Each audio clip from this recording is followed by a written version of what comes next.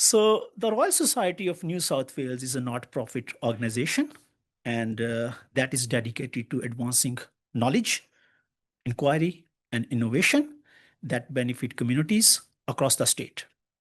And how does it do that? Through public lectures, forums, publications, and collaborative initiatives. And what does that do? The society promotes exchange of ideas. Now you are here, you will make connections, you will exchange ideas, and what that would do, that will help to contribute to the scientific, cultural, and economic development. And we are a branch of Royal Society of New South Wales. So that's New England Northwest Branch, NENW. And we are committed to supporting resilient, sustainable, and thriving communities. We believe that every challenge brings an opportunity, and we focus on challenges and opportunities facing our region, share research, knowledge from a wide range of disciplines, and work towards finding practical and lasting solutions to the issues that affect people's life. We also strive to establish robust partnerships with the universities, local governments, communities, and regional people like you. So this event is a perfect example of that collaboration, and this is possible because of a strong collaboration between University of New England, of which I'm a part of. I'm proud of that. This Smart Regional Incubator. Cameron, you didn't remember my name. I didn't remember your incubator name. And Royal Society of New South Wales. So collaboration like this can make real contributions to the social, environmental, and economic future of New England region. They help strengthen our reputation as center of knowledge, innovation, and regional leadership, which bring people together, share ideas, make connections, and create positive change, which we all are striving for. So ultimately, this reflects our shared commitment to enriching lives through knowledge and inquiry. So this is what we are committed for, and this is what today's event is for. And before inviting the first speaker for today, and it was really hard for me to describe in a short time of her achievements. I'll try my best to do that, and I would dare to add a couple of more lines without embarrassing you, Vicki, if I may. So our first speaker would be Professor Vicki Bitsika, and she has a specialization in diagnostic and treatment of people with neurodevelopment condition and mental ill health for over 30 years. She's a clinical psychologist who has consulted in school and human service facilities in Australia and abroad, with a focus on developing training services for educators, mental health professionals, and techniques for addressing complex behavioral difficulties. She was a founder and director of Center for Autism Spectrum at Bond University from 2010 and 2019, before she joined the University of New England. Professor Vicki was awarded an Australian Leadership and Teaching Council citation in 2009 for the translation of clinical practices into development and hands-on, innovative, and student-focused curriculum and teaching techniques in behavioral management. She received highly prestigious and respected Winston Churchill Fellowship in 2010 to investigate the specialized intervention technologies for children and adolescents with autism spectrum disorder in the US and UK. In 2016, Professor Bitsika was made a member of Order of Australia for significant service to tertiary education in the field of autism spectrum disorder as an academic and as a supporter of the people with disabilities. She was admitted as a fellow into New South Wales Royal Society in 2023. She is currently a discipline convener for neurosciences in the School of Science and Technology at the University of New England and our chair of our branch of New England Northwest at the Royal Society of New South Wales. Her research interests focus on autism spectrum disorder, neuropsychological and neuropsychological aspect of anxiety, stress, and depression, and clinical diagnosis and assessment. She maintains a clinical practice designed to serve individuals with autism and their families. And more than that, she has been an amazing human being and a great mentor. And I have experienced that firsthand. So without saying more things about you, I could keep on going. And without this, trust me, without this, please welcome Professor Vicki. My aim today is to talk to you about how the diagnosis of autism and the field of treatment has evolved and developed over the last 30 years. And I'd like to do that by referring to, I guess, lessons that I've learned along the way. And so I'd like to talk about the changes and the evolution in autism from a clinical perspective and from a perspective of hands-on interaction and assistance. So I'd like to start off by telling you about the first day of my first job and the first encounter of a young man on the autism spectrum. And so what I've got there in the blue bubbles is a message or two messages that I wrote him based on him having a birthday and me wanting to give him lots of good wishes about the day. And so I started off writing, I'll call him Jack. Dear Jack, I hope you live to be 1,000,000 years old. Jack did not like that. And so he took me to the side and said, Vicki, planets live for 1,000,000 years. Dinosaurs have been extinct for many years. Humans do not live for 1,000,000 years. And so I tried to explain the intention behind my message. But that conversation went on for a couple of hours. And so I had to say, what would you like me to write on your card? And it was, I hope you have a happy day.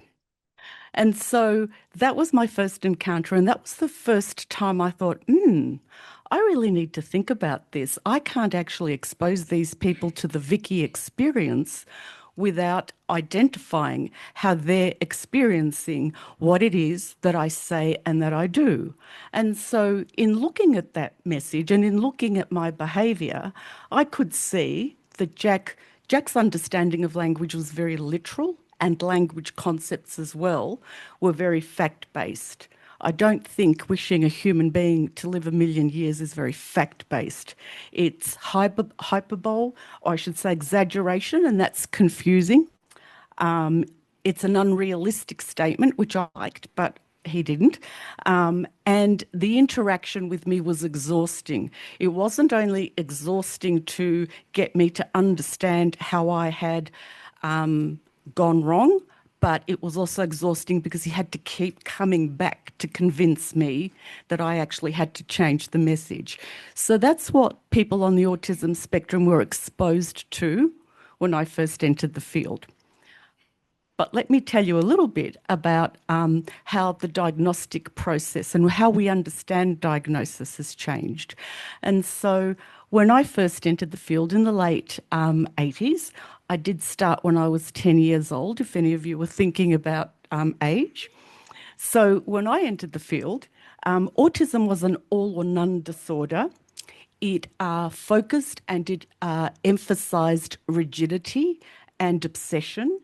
And it was considered to be a condition of childhood with a biological cause. This is the first time we separated autism from childhood psychosis or childhood schizophrenia. So that was a step forward.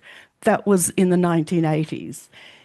in around 1994. And so for those of you who are clinicians, I'm referring to the Diagnostic and Statistical Manual of Mental Disorders and tracking how the diagnosis changed. So in about 1994, we were told that we were being very rigid in the 80s and that we expanded the understanding of autism to 3 separate diagnoses, which were autistic disorder, Asperger's disorder. So that's the first time we started to speak about Asperger's.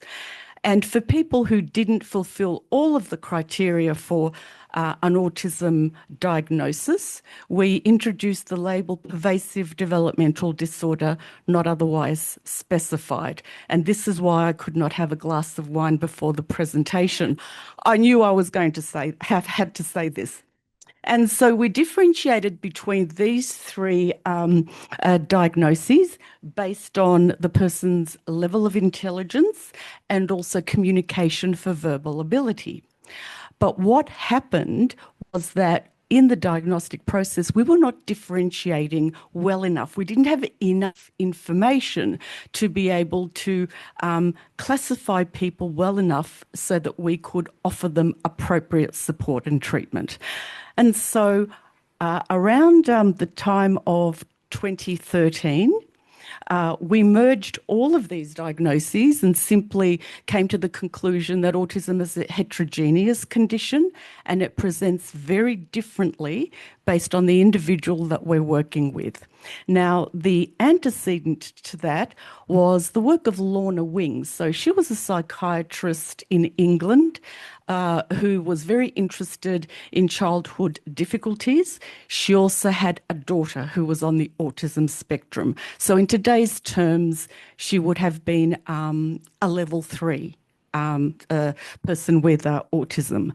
And so as a mother and as a researcher, she came to the conclusion that we're not talking about distinct 2 or 3 distinct conditions, but that we're looking at a wider spectrum. And it was in 1996 that she first introduced officially the term of autism spectrum disorder, which led to the 2013 process. Now we're at the stage where we encompass autism under a broader neurodiversity concept that includes ADHD, it includes learning difficulties and neurological disorders such as Tourette's syndrome and tic disorders. And so what that tells us is that we're looking at quite a lot of variation that links back to variations and differences in brain development and also how those differences manifest in daily life. Now, for the first time in 2013, we were permitted to make a dual diagnosis of autism and ADHD. Up until that point, those 2 conditions were seen as quite distinct, and now we have the first reference to ADHD. You'll have to correct me, but ADHD. Sorry? A+, Mike, I can retire. Thank you, Georgia. Okay, so the diagnosis and our understandings have evolved over time. But one thing that I've learned as a clinician is that when we talk about autism conditions, we're not talking about atypicalities, really. We're talking about traits that we all have. It's just that in the case of autism, there are a cluster of traits, and there are also there's a greater frequency and intensity of those traits. And why I've labelled this slide the continuum that connects us all is to highlight that this could work or not. We'll see. Okay, to highlight that maybe most of the population is here, and we're looking now at sameness, the need for sameness, order, organisation, those sorts of things. But some of us will be quite lax, like my husband. And so he's at one end of the spectrum, and others of us, like me, are quite organized and like consistency and clean kitchen benches.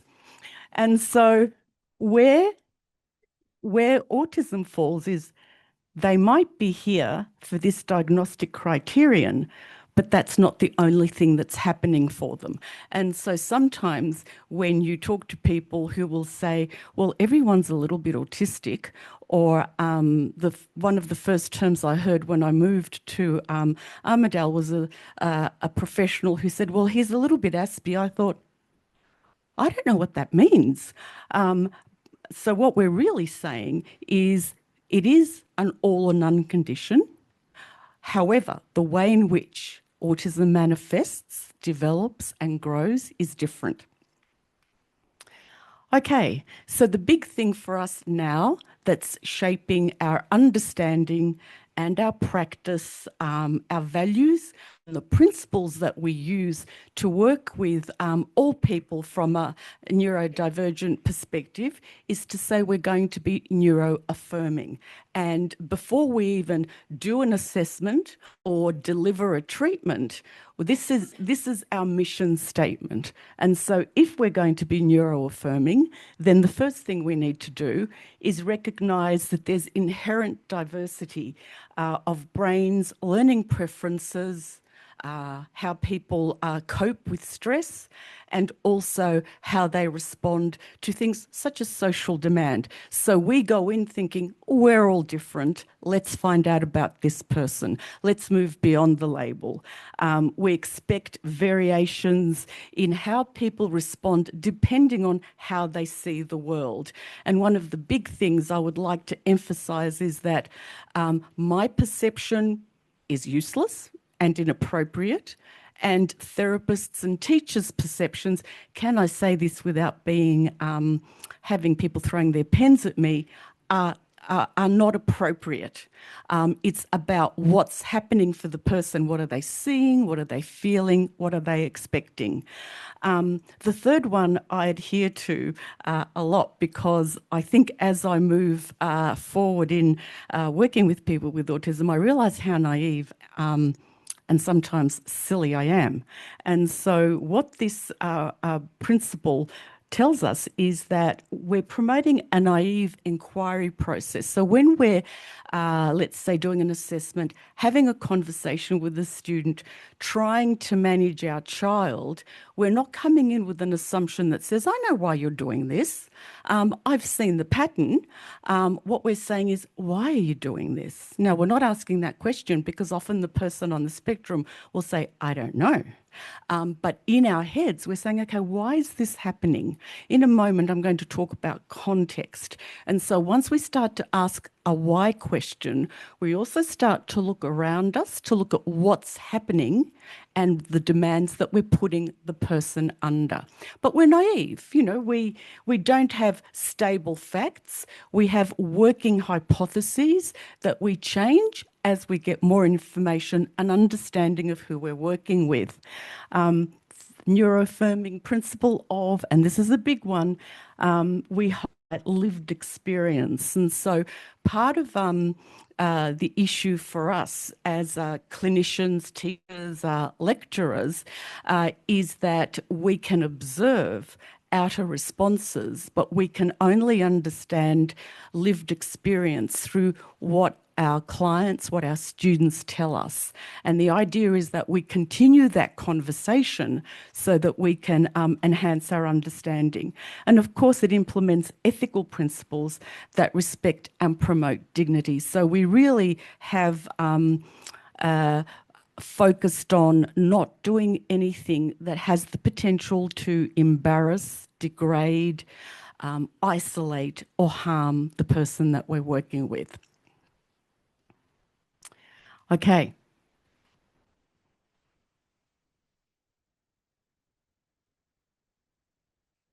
And so one of the things that has been useful from a clinical perspective is to have an understanding that sometimes, and we'll have people talk to us about this in more detail, but sometimes when a person with autism enters an environment especially if it's unfamiliar, or if it's a little bit chaotic or a bit disorganized, what they're going to experience is unpredictability, and they're not going to be able to attach to and understand key pieces of information they need in order to respond in the best manner possibly. Sometimes when we observe this, we think, well, you're deciding to be non-compliant, or you're deciding to be difficult. In my experience, no, they've missed the information. They can't see the pattern, they can't see the process, they can't see how things fit together. And so in my, I guess, practice, I would say that using visual and behavioural patterns to help the person detect and respond to what they're experiencing is crucial. And so in general terms, we would want to develop a visual or behavioural pattern, and I've got some examples there, plus give the person a way to withdraw with dignity, a way to leave the situation so that they do not draw negative attention to themselves. And so rehearsal is an example of a behavioural pattern. And in this instance, we know that the person that we're working with is going to enter a new situation. It might be a job interview. It might be entering a new classroom for the first time. They might be learning Latin, Sarah. And so in this instance, we might work with a person even before they enter the classroom to work out a behavioural pattern. Where am I going to sit? Who am I going to sit near? Who am I going to look at? What is the task that I need to do? And so we're creating a pattern even before the person enters the situation. Social anchors are crucial. This is such a basic concept, but it is so crucial. And this is where we work with the person to say, when you need additional information, when you're feeling a bit queasy, when you feel like your stress is increasing, you go to this person or this person or this person. So we give them 2 or 3 social anchors so that they can immediately connect to assistance without risking behaving in a way that they would feel uncomfortable about. Activity areas is an old TEACH concept. So for those of you who are aware of TEACH in America, we would develop a visual pattern. So in this room, it's bad news for people on the autism spectrum. And if we have people here who fit that category, I'm very sorry.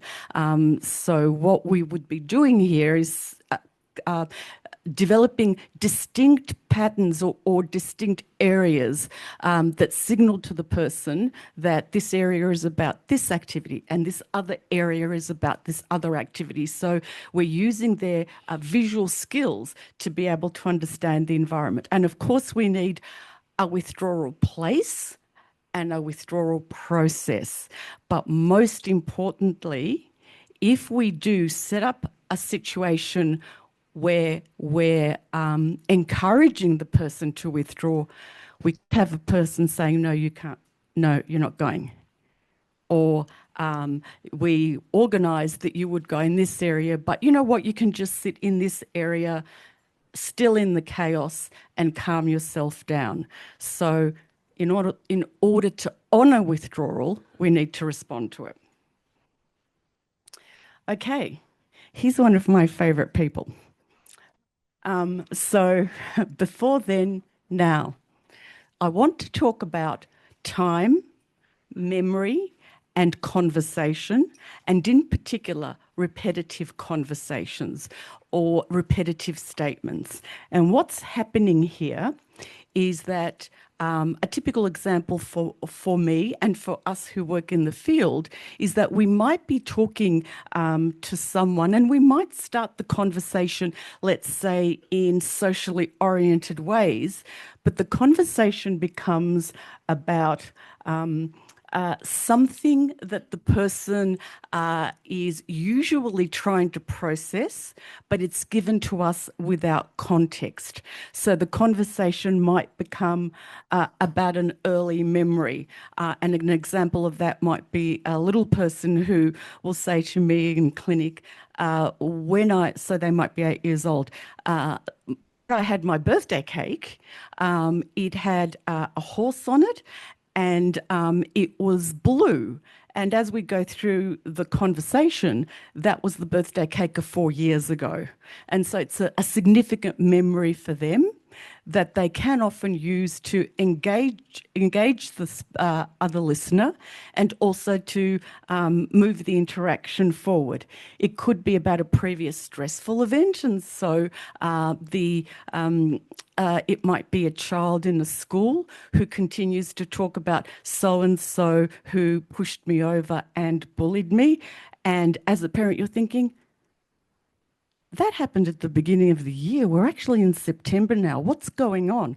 Well, what's going on is that the child is processing that event. And so we wouldn't be saying, you need to stop talking about this. We would be encouraging the processing. And an interesting one is a realization of a social rule. And so in this instance, the example might be that you are having a conversation about, a regular event, or you're delivering an instruction for a task, and the child will say, or the teen, well, in this room, we keep our hands to ourselves because it's not a good idea to hurt others. You're thinking, we weren't really talking about that, but it's really relevant to the child because they're processing the social rule, and they're also using you as a form of feedback. So if I tell you the rule and you reinforce the rule, then I feel safer that it's the thing I can hold on to manage and initiate appropriate behaviours. And so this sort of communication is linked to difficulties with temporal processing. When is before and now? What time is it? How long do things last? How fast or slow do I have to go? These are hard things to process. It's also part of language development patterns. And what you'll see here is that the person is giving you the fact without the context. And so it's up to you to work out what that context is. But this is a functional behaviour. I mean, think about it. We're using this sort of language in order to process what's happening in terms of what other people have said to us. It helps us regulate our own emotions.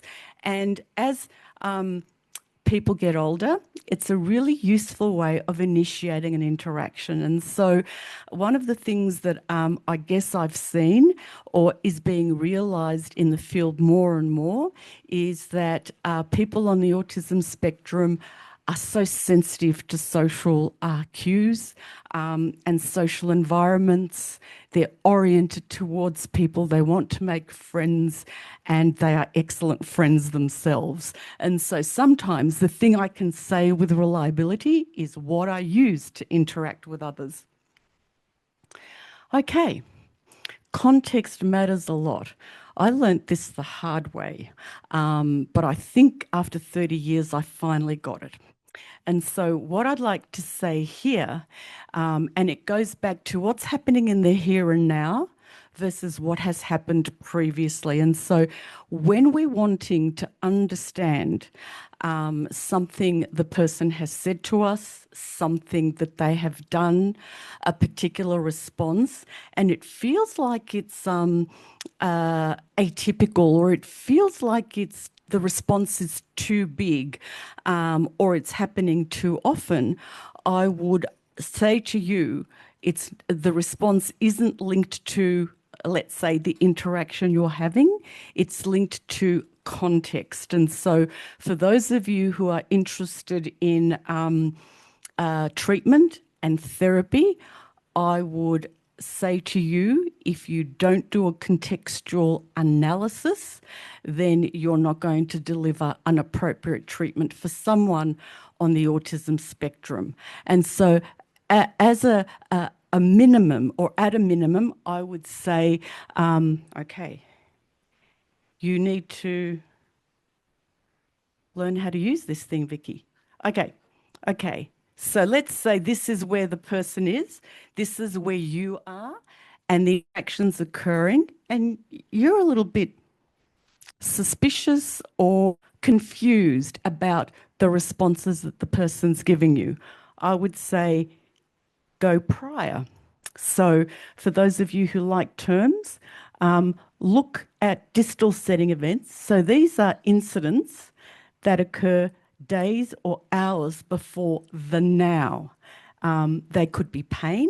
The person is in some sort of, is feeling some sort of illness or pain. Could be a change in medication. It could be conflict. It could be a new job. And so if you don't make the time to look at this, you're going to miss it and you won't understand what's happening. So for those of you who are in schools and in university environments like the one we're in, and you're having face-to-face contact with students and they look out of sorts, or they might be anxious or appear withdrawn, have this sort of conversation, have this sort of inquiry in your mind so that you can help the person settle in. Now, another thing that we need to look at when we're talking about context is something I'm calling background factors. And so this still isn't about the interaction you're having, but we're working with people with sensory sensitivities, usually multiple sensory sensitivities. And so that means that they are highly vulnerable to aspects of the environment that they find disturbing. So it's not the interaction, but you're now thinking, okay, what's going on in the environment? It might be that it's noisy. It might be that without realizing it, the social demand was at an achievable level for the person, but it's escalated now and they're not able to deal with that.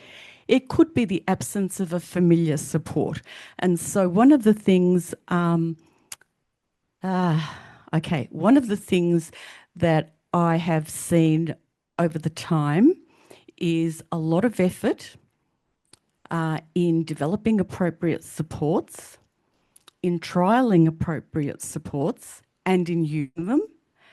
And once the person feels safe and comfortable and they begin to respond differently, we abandon the supports. And then we ask the question, why is their behaviour deteriorating, or why are they responding now in a way that's an old behaviour? And the rule of thumb here is I understand and I support. I understand and I encourage people to change, modify, simplify, reduce supports. That's a good thing. That's about flexibility and it's about increasing the person's self-determination. But we can't go from here's the support, now it's not here, or here is the support and it's only available to you sometimes. That's really quite unfair and creates an unsafe environment. Okay. Right, I've got 10 minutes left, so I'm going to start talking fast.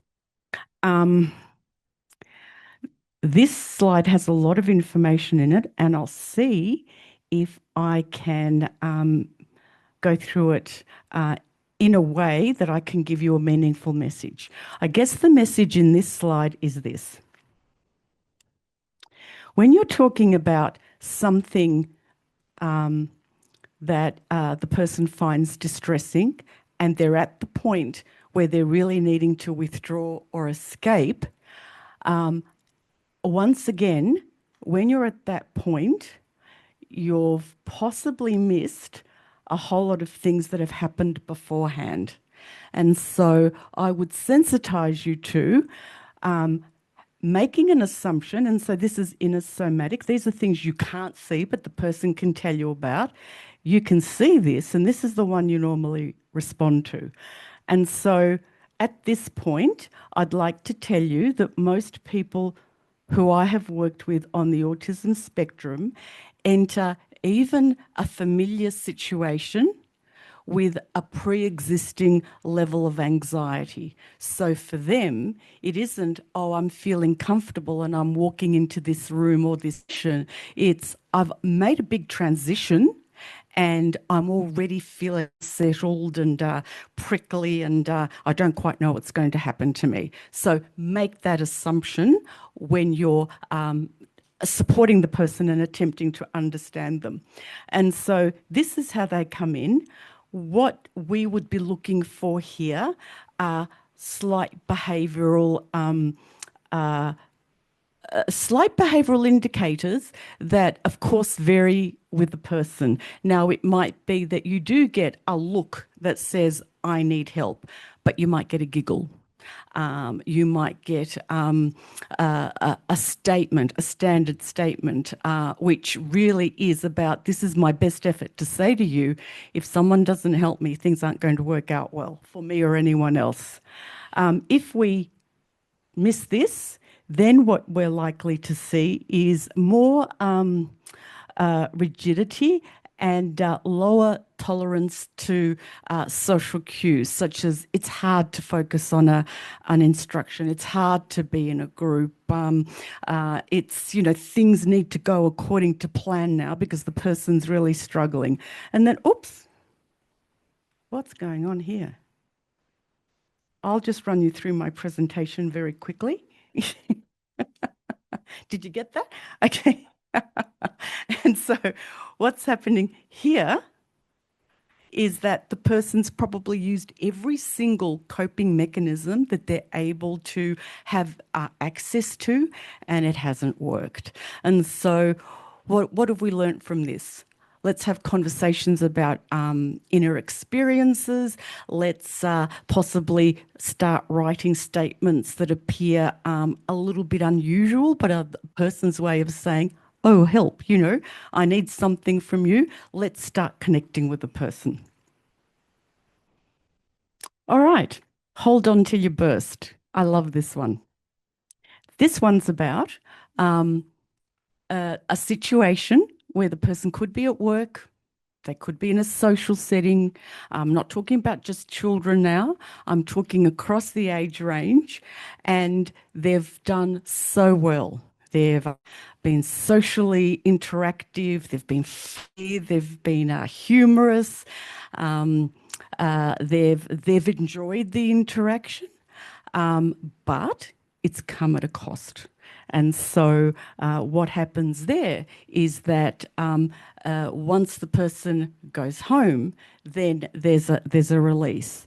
Now, I've given you three little ways of interpreting this. So for children, this is called after-school restraint collapse. Wow. But generally, in the classroom and in the school, the student's doing well. The moment they get into the car, it could be all over for everyone. And definitely when they're home, there's almost like an explosive release of all of the tension that they're holding on to. And so the parent will go to the school possibly if they have enough courage and enough confidence and say, I'm getting meltdowns at home. And the response might be, well, we don't see anything like that. He or she's perfect in the school. And so the learning is believe the parents. They're experiencing something that you won't have access to. I like the Coke bottle analogy, and this is one that adult people on the autism spectrum have spoken about. That is, you're in the social setting and you start to lose resources. So the bottle is being shaken, you're focusing so much on keeping the top on, then when you get home, there's an explosion. You don't even get to, remove the top. The explosion occurs. And so that's a good three-step process that might describe what might happen in different terms. Now, the spoons metaphor is interesting. That comes from the field of intellectual impairment. And the idea here is that we speak with a person and assist them to understand that they only have so many resources that they can use in any situation. The original metaphor was about spoons. The people I've worked with talk about colours, they talk about points, and they talk about buckets being empty or full. And so what we're doing there is to say, okay, we know that people with autism, even for general things like maybe going shopping, are going to use more spoons than neurotypical people. And so we talk to them about, okay, how much have you got? Is this the day for shopping, or is this the day for something else? Oh, this has gremlins. I just thought I'd let you know. And so what we're wanting to also be aware of, if we can see someone's resources decreasing, is that it's probably not a good time for us to put them out under additional stress. Just know that this group of people will be using a lot of resources to mask and to remain appropriate. They're going to have to really think hard if you give them a complex task or if the interaction is very difficult, and they're going to be in sensory overload. And so once we start to respect these experiences, we become, I guess, people who can support and understand how we can assist the person to reach their own goals. But the things that we would talk about is, how do you pace yourself? Where is your opportunity for rest? Let's work on you setting your own limits so you're not in a situation where you're going to be vulnerable to becoming completely exhausted. Okay, so I'll go through this quickly. This is the famous Yerkes and Dodson graph that looks at the relationship between arousal or stress, I should say, and performance. And very quickly, we know, for anyone actually, I fill this in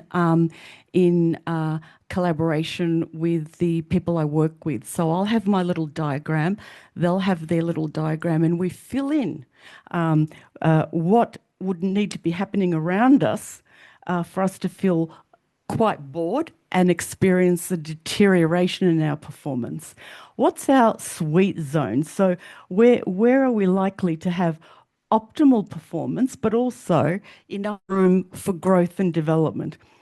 Then what happens when we're in distress and we're anxious and we're disconnecting from the environment because we just can't cope? This old model is very important for us because it helps us understand why there are times where we can experience or witness quite an intense deterioration in performance that we can't anticipate.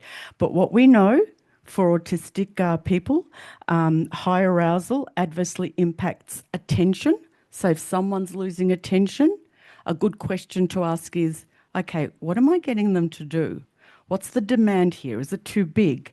Higher order functions and processing can deteriorating.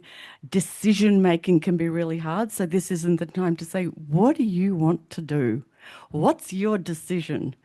Don't do that. And so also self-monitoring. You'll notice that the person's less able to use coping mechanisms that they usually can use in other situations. And so this would be something that I would actually use in clinics. So we've got our little diagrams and we think about some questions. Can we plot the activities that we do every day that are easy versus hard, preferred versus non-preferred, interesting versus boring? we write all of these down because we have a pool then of activities that we can understand and plan. How does it feel inside at each of these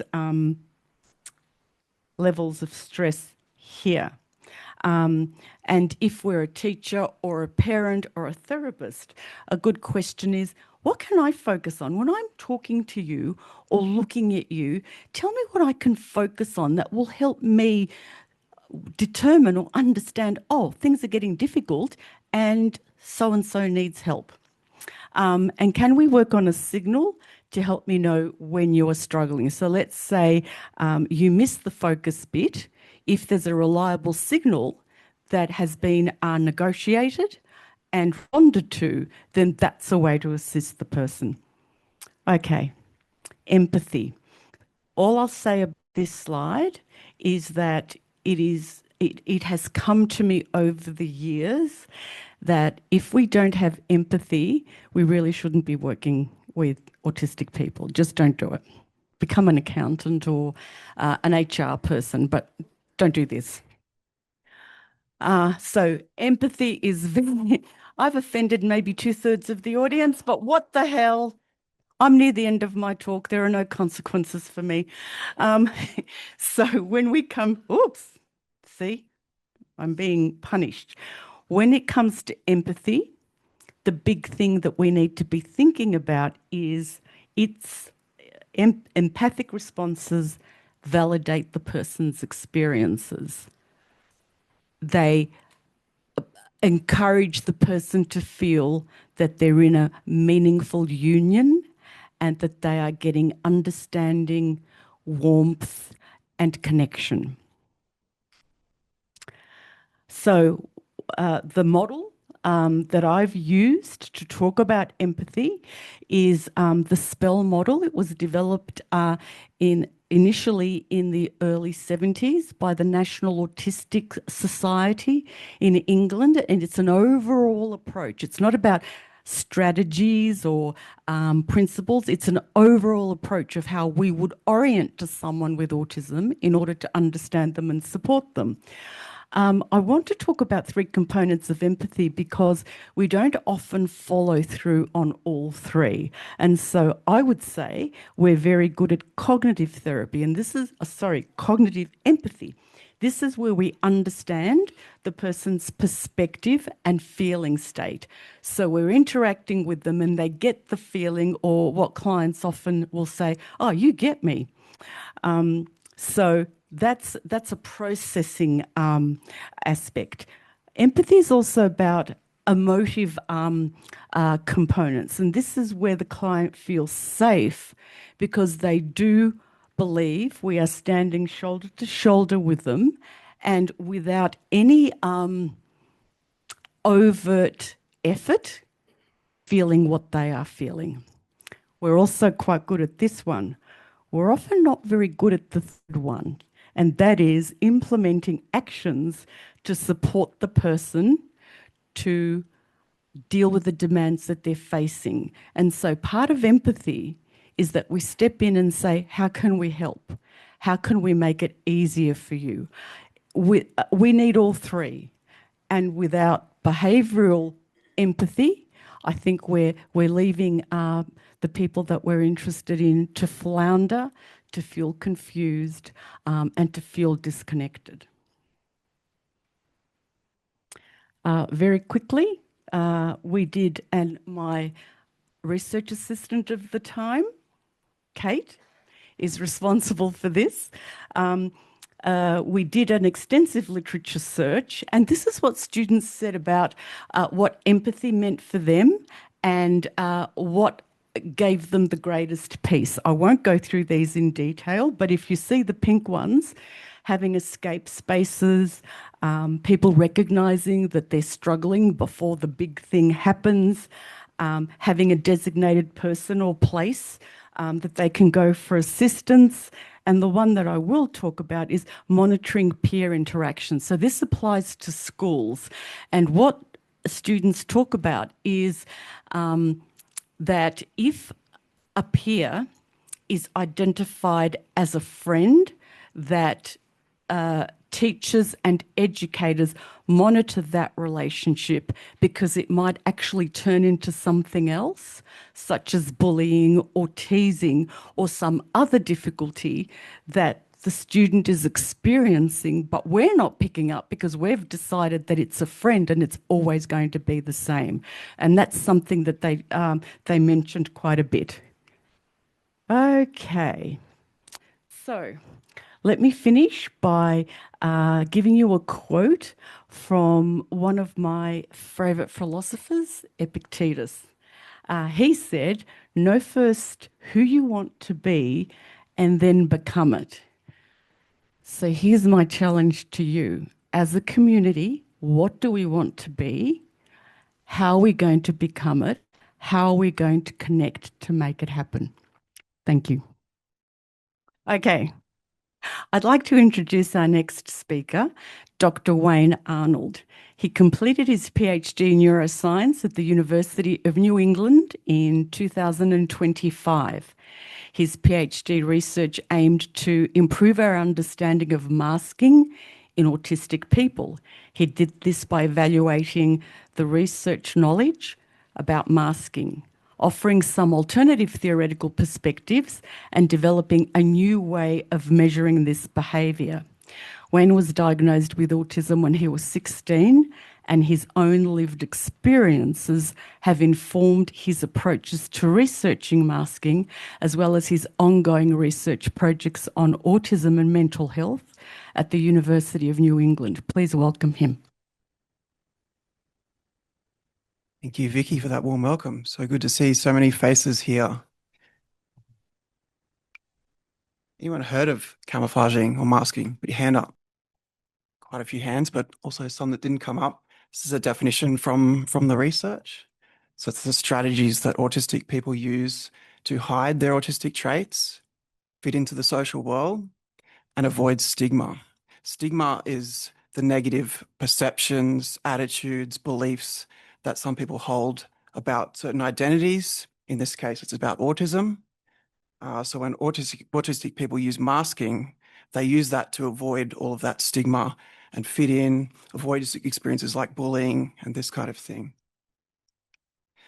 But there's a lot of confusion in the research. It's really fascinating and awesome to see that there's a lot of public interest in masking now. But the research state is kind of still a bit fuzzy. When I first started my PhD in 2020, I had to do the full explanation of what camouflaging masking is. Nobody had heard of this. Now, fast forward 5 or 6 years, we saw so many hands come up, but the research state is still a little bit fuzzy, as I said. Is there a difference between camouflaging and masking? I've given 2 terms here. Most of you have probably heard the term masking more than camouflaging, but in the research, camouflaging is the most common term. So what are we using there? Are we talking about the same thing? And that's a problem that I tried to really resolve in my research. Are these the same thing? Is there only autistic people who's masking, or do we all do some of this a little bit too? And is it something new? Has it just emerged in the last 5 or 6 years? And is it brand new, or is it kind of similar to other things that we've studied for a long time? And I think it is similar to something we've studied for a long time. It's called concealment. This has been studied for more than 60 years in other groups of people, other communities, mostly LGBT communities. So let's say, for example, if I'm gay, which I'm not, but if I enter into a new social situation, I need to be a bit wary that other people might be prejudiced against my sexual orientation. Right? I need to be wary that there's possibility of stigma there. They might have homophobic beliefs, some of those people who I don't know. And so what do? I do 2 things. I don't tell them about my sexual orientation. I don't disclose it. The second thing is I suppress some of the traits that might give clues to those people about my sexual orientation. So, for example, none of, this kind of thing, less of these feminized kind of traits and more masculinized kind of traits if I am gay. that's some of the strategies that gay men report using when they're hiding and suppressing their sexual orientation, because they fear that stigma. They want to fit in. They don't want other people to say bad things about them. Sounds kind of familiar, right? Similar to that definition of masking we saw on the previous slide. So what is concealment for autistic people? It's hiding those autistic traits that they have, and it's hiding other things about them, information about them that give other people clues as to the fact that they're autistic. So some examples. Anyone heard of what stimming is? You know what stimming is? Yeah, some people, yeah. It's short for self-stimulatory behaviors, like this kind of repetitive hand movements or rocking chair, shaking of the leg, these kind of behaviors that are quite repetitive. Autistic people often use these. Not all autistic people do this, but many do. They use it to feel a bit more self-regulated, to control their stress levels, their anxiety levels, help them calm themselves, help them deal with the demands of the environment, which is often, there's a lot going on, lots of sensory things happening. And so when autistic people mask or conceal this stimming traits, they suppress that, and that removes that self-regulation mechanism for them. They might also substitute that for something that's a bit more socially appropriate to for how other people perceive them. So you can't see behind the lectern here, but I'm wiggling my toes in my shoes. You know, that's an example from the research, that autistic people might do this instead. And so other people won't think, oh, you know, this person's a bit annoying when they're doing this, or a bit weird. And so the autistic person, by suppressing that or substituting that for that other behavior, they're now a bit more socially accepted by this other person. Autistic people often struggle with regular, what we would consider in terms of neurotypical standards, eye contact with other people. They might avoid eye contact altogether, different patterns of eye contact. Why? Because there's a lot going on in the surrounding environment. They have to keep track of the conversation. They have to listen to the other person. They have to think, well, what am I going to say next? Do I know what to say next? Worrying about their anxiety and that kind of thing. And eye contact on top of all that, that's just too hard. There's too many things going on. I'm just going to avoid this. A lack of expressive body language isn't possibly another thing for autistic people. But if they see, well, this other person, they're not accepting of me because I'm not showing that I'm paying attention by avoiding that eye contact. I might recognize that and start to be a bit more forceful in the eye contact that I'm making. I might be a bit more open and expressive in my behavior. I might copy what other people are doing, this kind of thing. So these are some examples of the ways that autistic people conceal their autistic identity by hiding some of those traits. Those other things I mentioned, if I'm autistic and I see a psychologist for whatever reason it might be, if I don't want the other person in the interaction to know that I'm autistic, I'm not going to mention that I'm seeing a psychologist. Why would I? You know, the next question would be, oh, that's interesting. Why do you see a psychologist? You know, it's going to give away me being autistic. So I won't talk about the support services that I might access for whatever reason that might be. So why is it important that, you know, masking, concealment, you know, why is it important to understand, well, is this something new or is it something old? Well, if it has been studied for 60 years, then there's a lot of research we can refer to really understand what does concealment look like for autistic people, what is similar to all these other groups of people and the way they conceal, what is different and unique for autistic people here as well.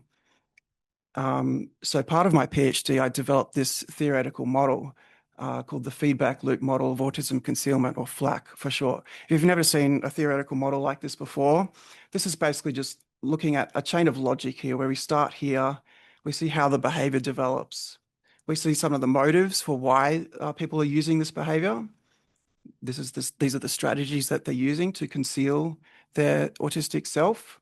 And these are some of the outcomes, the negative outcomes. There's also some positive outcomes. You know, you might not think, well, masking is bad. People should be unmasking and not doing that. Well, there's actually a reason that they are doing it. So let's explore this model step by step.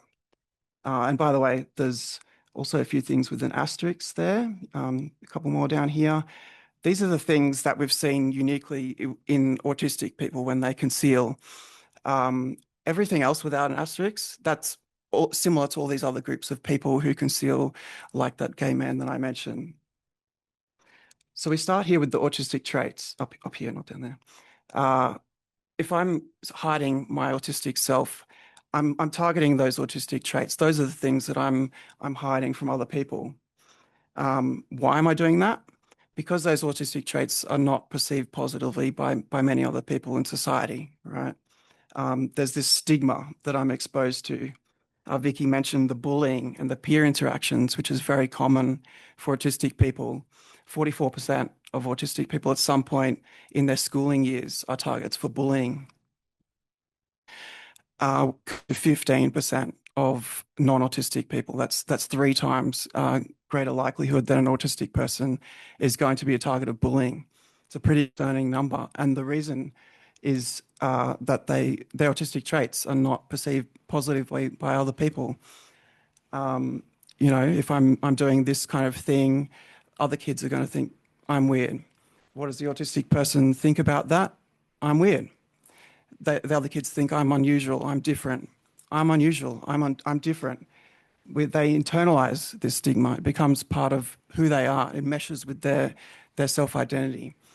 Anyone in the room who's had training in psychology will be familiar with the term identity formation. In adolescence, that's a key period in your life where you start to figure out, who am I not? We do this throughout our whole life, you know, evaluating who we are and figuring out who we are. If the autistic person is not perceived positively by other people, then that meshes with their sense of self. They internalize that stigma, those negative perceptions. And so what do they do to resolve that? They become motivated to develop these strategies to hide the fact they're autistic. What does that achieve? What are they doing there? They're avoiding that stigma, those experiences. They don't want that bullying to happen again.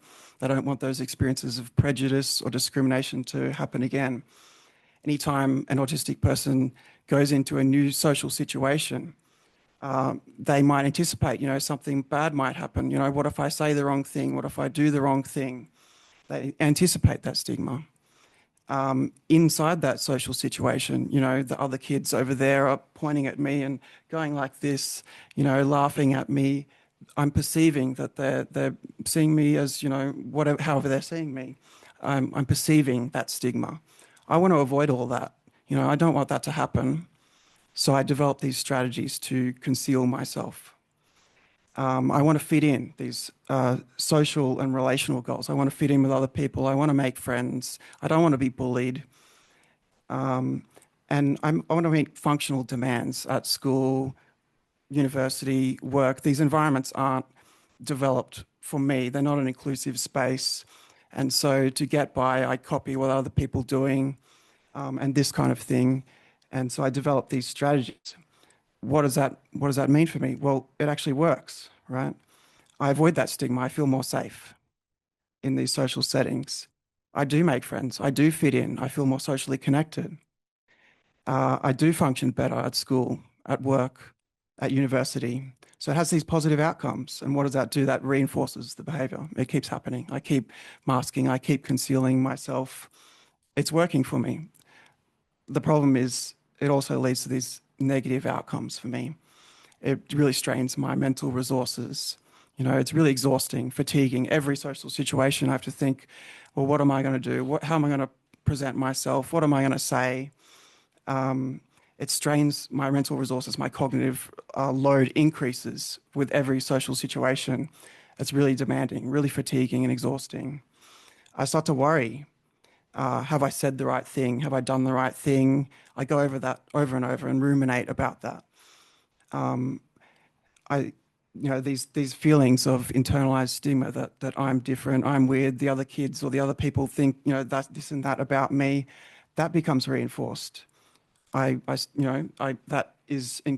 encouraging that by engaging in this behavior. It's reinforcing that. I'm still continuing to feel, oh, you know, I have to do this to fit in. I'm not my authentic self. I can't be my real, true self around these people. I have to do this. If I'm doing this around teachers, let's say, you know, this behavior often develops in adolescence in response to those kind of bullying experiences at school. If there are teachers at school or at university or my colleagues or boss at work, you know, maybe they can listen to me and support me in some way. But if I'm hiding the fact that I'm distressed, or I'm hiding, you know, these different experiences that I'm having internally and suppressing all of that, then those people are not going to be able to identify that I am in distress, and they're not going to be able to assist me and meet my support needs. For clinicians, if I'm this can develop independent of a diagnosis.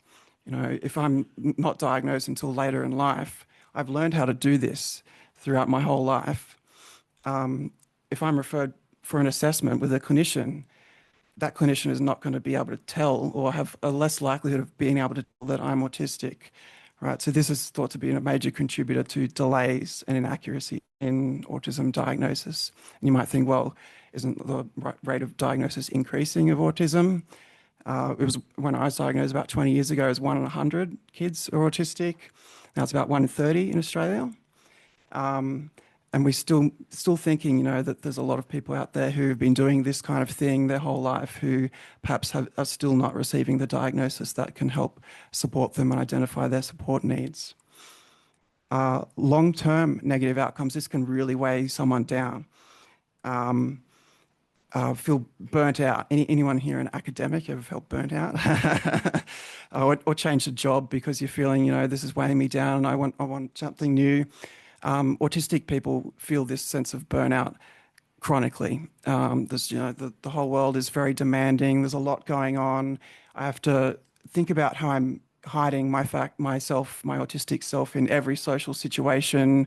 All those social situations become quite aversive to me, and it really weighs me down, and I start to feel really burnt out and tired, just tired of the world, you know, and trying to fit into the world. And that really takes a toll on my mental health and my well-being. If I can't be my true self around other people, then they're not accepting of who I really am. My self-esteem might become impacted. I might feel a bit depressed about, you know, the world is not accommodating for me. It's not accepting of me. I get a bit depressed. Those social situations, I have to do this in every setting. Those situations become aversive. You know, going to some sort of social event, which might normally be quite trivial, now all of a sudden, well, I have to think, well, what am I going to say? How am I going to say it? What am I going to do? How am I going to present myself? Anxiety develops from that as well, social anxiety. There's some other relevant little things down here as well. That stigma, those beliefs that other people have about autism or about me, those stereotypes about, you know, this is what an autistic person looks like, which may not be true. That's perpetuated by these structures in society, these systemic ways that people don't expect other people to do this, or, you know, in normal social situations. There's this expectations that people will behave in this neurotypical manner. And there's these social and cultural norms about this is a way that a person should behave at work or at school or at university. And if an autistic doesn't meet those expectations, those neurotypical expectations, then they're going to really learn, you know, I need to change myself in order to fit in that way. The level of sensory demand in the environment, if there is too much going on, then I might actually struggle to do this altogether. It might be too hard, and so I just turn to withdrawal then and not go to these social events. I've got a little thing here, gender. We kind of think that this is probably more common in girls than autistic boys. I've just skipped a slide here. Why is that? We kind of have these gendered expectations about how girls should behave and how boys should behave. Girls, we kind of expect girls to be a bit more social. Girls tend to pursue careers and disciplines that are a bit more socially oriented, like nursing, psychology. I studied a chick's degree, you know. We kind of expect that girls are a bit more social than boys. And so girls feel a bit more pressure to fit in and copy their peers and suppress their autistic self. So we do think this is a little bit more common in autistic girls than boys, but it is engaged in by both genders. Social support, if there's a good support network for this autistic person who does conceal, then that is going to help mitigate some of these negative mental health impacts. And that leads me to what can we actually do about this? The things that I've highlighted in green, this is kind of for teachers, clinicians, professionals who work with autistic people. If that autistic person, because of bullying experiences or whatever they've gone through, they think, oh, I'm weird, I'm different, I have to do this. If we can help them recognize within themselves that, well, actually you have all these strengths and these abilities that you can pursue this and that in life and have a really flourishing life, then it might not actually reduce how much they do this, but it's going to change how they see, well, I'm not doing this because I'm weird or because I'm different. I'm doing it because other people say I'm weird or other people see that I'm different. I'm doing it because I need to, not because, because I'm weird or whatever whatever they've internalized. Helping that autistic person to access some of that social support to mitigate some of those impacts on their mental health, treating those experiences of anxiety and depression and helping them deal with that, develop strategies for coping with stress, with anxiety, with that rumination and that worrying. But to me, these are kind of like band-aids. They're not really addressing the root cause of why this is happening. And so that's what we need to address really as a society as a whole, is that stigma, is what is perpetuating this behavior, is why autistic people are feeling pressured to hide their autistic selves, is because the world is not accommodating for them. They're not fitting in because they're autistic, but that's because other people don't perceive autism as something, that can be associated with not only some difficulties here and there, but also a lot of positive qualities and attributes and strengths in life. And the closer we get to this more positive perception of autism, then the less pressured autistic people will feel to do this. If everyone perceives autism, let's say in an ideal world, positively, then I don't need to hide the fact that I'm autistic. These positive outcomes will happen just by virtue of me being me. And so the closer we can get to a society that is free from stigma about autism, that the more recognition and awareness we have of autism, the various strengths and attributes and positive qualities that autistic people have, then this whole model just collapses and there's no need for this behavior at all. And some of those sensory demands in the environment can be addressed as well, making environments more inclusive, more accommodating, addressing, the lights and the sounds and whatever it is that might be stressing this autistic person and causing them to suppress their autistic self. Those are the kind of things that are really going to address the root cause of this concealment strategies that they use. And so that's really the takeaway from this is more understanding of autism, gonna reduce the necessity that they feel they need to hide their autistic selves. This research is not yet published. This is like a world first glimpse into this, but it will be published in a few, hopefully, once it gets to peer review. How will you know when it's published? I wouldn't normally toot my own horn like this, but if you want to follow me on any of these platforms, scan the QR code and you can be notified about when this research is published, because I will post. I don't have many followers on X. Please give me some followers and boost my ego a little bit. I'm more active on LinkedIn. If you want to connect with me on there or follow me on there. If you want to be a bit more anonymous or not a big fan of social media, then Google Scholar is the place to be. You can see my research on there. Thank you. Okay, let me introduce our next speaker. Jane Weier. Jane is a mother, educator, trained teacher, counsellor, support worker and advocate. She's taken these roles for more than 20 years and she has a lot of experience in supporting young people and families. As the parent and carer of an autistic child, she brings both professional expertise and lived experience to conversations about neurodivergence. Jane is committed to helping young people thrive and supporting families with warmth, compassion and practical insight. Could you welcome Jane?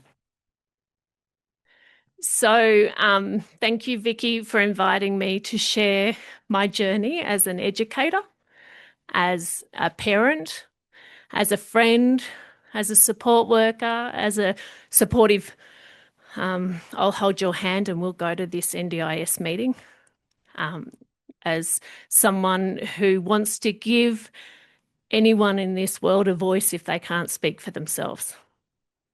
I think it is just so truly important. So to start tonight, I'm going to read you a poem called Welcome to Holland. And this poem is written by Emily Pearl Kingsley. I'm often asked to describe the experience of raising a child with a disability, to try to help people who have not shared that unique experience to understand it, to imagine how it would feel. So it's like this. When you're going to have a baby, it's like planning a fabulous vacation trip to Italy. You buy a bunch of guidebooks and you make your wonderful plans.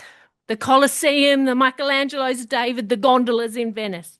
You may even learn some handy phrases, and it's all super duper exciting. After months of eager anticipation, the day finally arrives. You pack your bags and off you go. Several hours later, the plane lands and the stewardess comes in and says, "Welcome to Holland." Holland, you say? And what do you mean Holland? I signed up for Italy. I'm supposed to be in Italy. All my life, I've dreamed about going to Italy. But there's been a change in the flight plan. They've landed in Holland, and there you must stay. The important thing is that they haven't taken you to a horrible, disgusting place full of pestilence, famine, and disease. It's just a different place. So you must go out and buy new guidebooks. And you must learn a whole new language. And you will meet a whole new group of people that you never would have met. It's just a different place. It's slower paced than Italy, less flashy than Italy. But after you've been there a while, you catch your breath. And you look around and you begin to notice that Holland has windmills. And Holland has tulips. Holland even has Rembrandts. But everyone you know is busy coming and going from Italy. And they're all bragging about what a wonderful time they had there. And for the rest of your life, you'll say, yes, that's where I was supposed to be.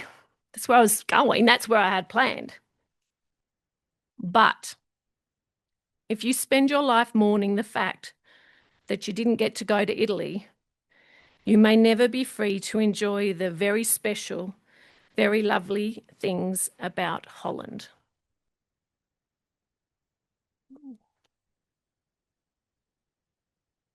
Yeah.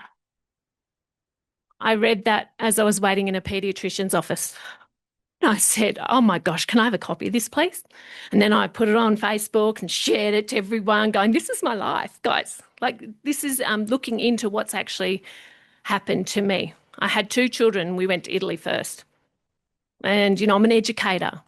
I should know these things. I maybe should have picked it up. But I didn't. And I remember the day that I was at preschool and the director came up and said, can you sign this form, please? I said, yeah, sure. What's it for? Oh, I just need to get some funding for your son's disability. And I remember it was like a lightning strike. I'm like, disability? What? What are you talking about? Oh, you know. And I was like, no, I don't know. And I got in the car and I said to my husband, okay, so I've gone to uni, I've done my degree, I've done all of this education on, I did the special needs units, I did everything. And I missed it. Like, we'd already been going to paediatricians, physios, OTs anyway, because we had multitude of other issues. But I didn't pick the autism. Didn't pick it. Anyway, so what do? I went and bought a lot of books. I love learning. I'm a very, very passionate learner. And if I don't know, I'll ask, and I'll keep asking and keep asking. So I'm a full overload appointment woman. I turn up a week early with my child in tow. Go, oh, sorry, Jane, it's not till next week. Or I turn up a week late, which is also nice too. But I always ring ahead now, especially since my son had stitches removed and they were an hour and a half late, because he says I'm not going to wait for that. I cannot sit in that waiting room and wait, which I think, as most of us know, we don't like waiting either. So, yeah, we have seen OT, speech, doctors, paediatricians, hospitals. Psychologists. We were so lucky to find Vicki. That's actually where we met. And Vicki saw that, well, helped me understand that it's not just about my one child, it's about the family as a whole and all of us learning together. That was the most beautiful gift she gave me in helping us to become better and do better. Once Vicki kind of did her thing for a little while, we found a social worker that my son could not make eye contact with, would not speak to. Then after 6 months, he now will talk to her like a thrash hammer, and it fills my heart with absolute joy. On days where he can't speak to her, he puts a blanket over his head and is quite happy having that same conversation, because they have that connection that is just so beautiful. Just recently, I went to hospital with him and we had the most amazing experience. I don't know if anyone's a nurse in here, but they had to give him an injection for clotting. And they said, James, I'm just going to give you this injection. And he said, oh, no, I just need 30 seconds. Now, 30 seconds is his thing always. I just need 30 seconds, just 30 seconds, which can sometimes be 2 hours, but 30 seconds. And the nurse stopped and he touched the end of the bed and he said, James, I'll give you 5 minutes. Okay? And when I come back, I'm going to bring the needle, I'm going to lift up your shirt and I'm going to put it in. Got it? He said, yes. And then 5 minutes on the dot, because we watched, the nurse came back in and said, okay, you ready? And he said, yes. And that was it. He turned to me and he said, Mum, can you believe that that nurse just listened to me and did what I asked? That's like the first time he's ever been treated like a human without me having to stand up and say, oh, no, look, can you just please give him 30 seconds? And in that moment, I've got the tears because he won't cry. He'll hold it. So I cry for him. I say, mate, I'm actually crying here because he's hiding that whole emotion and you need to see how hard this is, because he will shut down after you leave. And that shutdown is real and it hurts. Then we get to education overload. Wow. IEPs. So as an educator, we know I'm an educator, yes? Yeah, so I know. I've worked in disability. I've worked in all of it. We started primary school because he didn't need help with toileting. He wasn't soiling himself. We didn't get funding. Bad luck. Not good enough. He has so many other needs that needed to be supportive. We organised to have a private support worker in the classroom, a teacher's aide, and we paid them privately, and the school agreed and said, yep, look, if you're happy to pay for it. We're lining up after transition and a parent said, it's just not fair that my child has to share a room with your child when they have so many needs. And I said, yeah, it's tough, hey? That was lightning.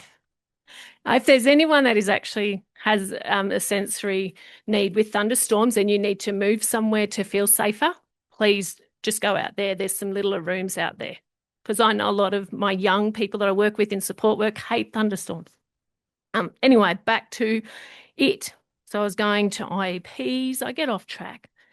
So we do they didn't give us funding. We paid for our own to have him at school. Fast forward to the IEPs. Well, I keep talking. We're going to break for 5 minutes left. Yep.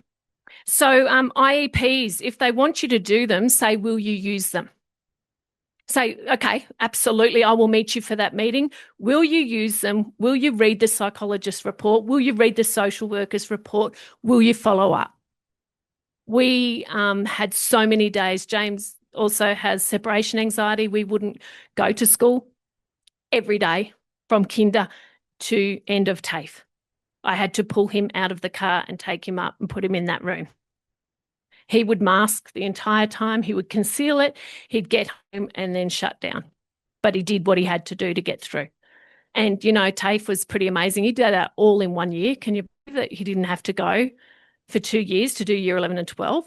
We have so many options. So let's talk about how we can actually get our young people through education without making it so over the top.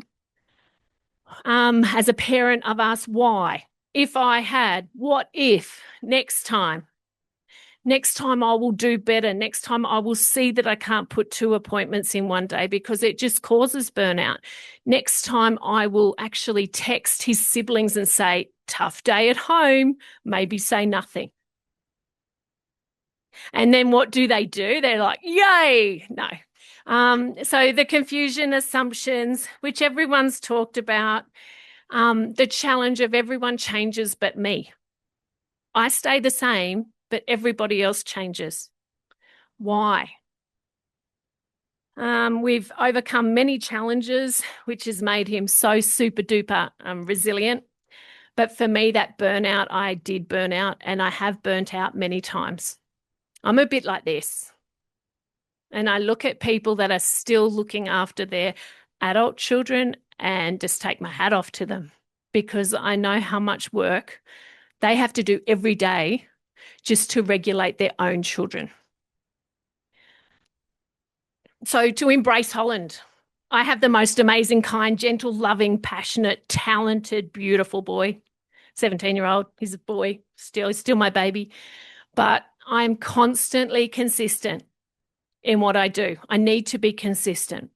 I need to be clear in why I need him to do something or clear on why we attend appointments, why we need the support networks. I need connection for him. Anyone that works with him has to connect with him. And if they're not going to try, educationally, we didn't get that. I think there's 2 teachers he can name that liked him. He says, she liked me. And I say, how do you know? He said, you just know. I went to school all day and no one spoke to me. That school has 1,200 kids. No one spoke. They didn't see me. We don't want our kids to be invisible because they've got so much to give.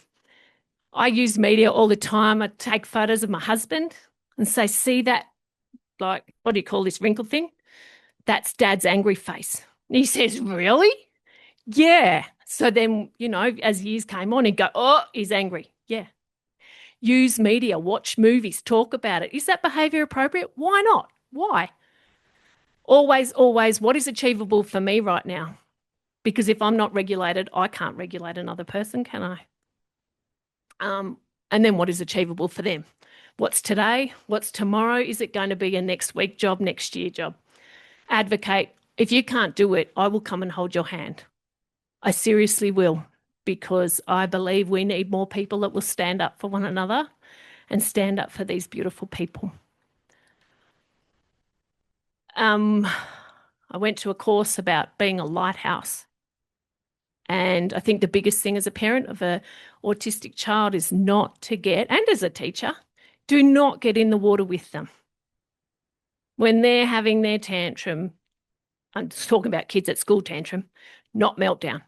Like, you know, as an educator, when our autistic people are having a moment, stand tall like a lighthouse, breathe, and shine them to peace. Shine them to be able to go, I've got you. I'm not going anywhere, and I will breathe until you can regulate your breath with me. Thank you for listening. Thank you for, I don't know, I think it's big. I saw people go like this. It's like, yeah, but we appreciate you coming, and if you need me to hold your hand, I will. Thank you. We have our final speaker. Then I suggest we take a little stretch break, and then you'll see the four of us sitting in a row, hoping you don't throw your pens at us. Okay, so our final speaker is Georgia Vu. Hello. She's 20 years old and she has a diagnosis of ADHD. She left school at 17 as it was not catering to her learning needs. Georgia entered the workforce at 16 and went full-time in retail after leaving school. She's studying nail technology and engaging in writing, music, and reading. Georgia is passionate about validating, advocating, and educating on the neurodivergent experience. Let's welcome her. Hi, everyone. First of all, I want to thank Vicki and the other organisers of this event for creating a platform for people to talk and spread awareness about neurodivergence. As Vicki said, it's something I'm super passionate about, just spreading awareness, understanding and advocating for all disabilities in general. I'm going to be talking about kind of my background and journey and using that as evidence to talk about some phrases I hear commonly, using my experience as evidence to how some phrases and wording has the power to perpetuate harm. So, where am I up to? Since I can remember, I've always felt different. It seemed like everybody else had this handbook on how to be a human while I was winging it. And retrospectively, looking back on my childhood, there were countless signs I was on the spectrum before I began heavily masking. I found certain clothing textures intolerable. I was an extremely picky eater. I grew frustrated when people didn't follow the rules. I practiced self-soothing behaviours and I felt intense emotions, which I expressed through meltdowns and later in my journals, which I unknowingly used to process my autistic experience. I loved to read and write from a young age, which nurtured my vivid imagination when playing. I burned off hyperactive energy by running, dancing, singing, and entertaining my family with various performances. I'm a passionate person who takes any chance to talk about their special interests and hyperfixations, which include zombie, horror, and fantasy media, reading, singing, video games, music, and activism. I had a mostly positive primary school experience, and I loved to learn under the right conditions. I thrived when I had teachers with a more gentle and understanding approach, when I received encouragement and praise, had consistent routines, clear established rules, and instructions with examples or demonstrations. Despite viewing my early youth with a deep fondness, it wasn't all smooth sailing. As Wayne was mentioning a bit earlier, women and girls are held to stricter behavioural expectations and standards. Due to this, I grew to be very observant in order to mask and adhere to what was socially acceptable. Being a high masking individual meant I didn't fall into the diagnostic criteria, which had focused mainly on researching males. Along with autism indicators in women and girls being commonly overlooked, both played a huge role in my late diagnosis. That being said, the way I adapted my exterior presentation didn't change how the world affected me. Being undiagnosed made experiencing intense emotions and sensitivities more confronting than it had to be. From as young as 7, I have memories of experiencing passive suicidal thoughts, on multiple occasions writing in my journal or thinking I wish I was never born. I endured an extensive battle with healthcare professionals, which started with a misdiagnosis of depression and anxiety when I was 13. After leaving high school when I was 17, a psychiatrist suggested I might have autism.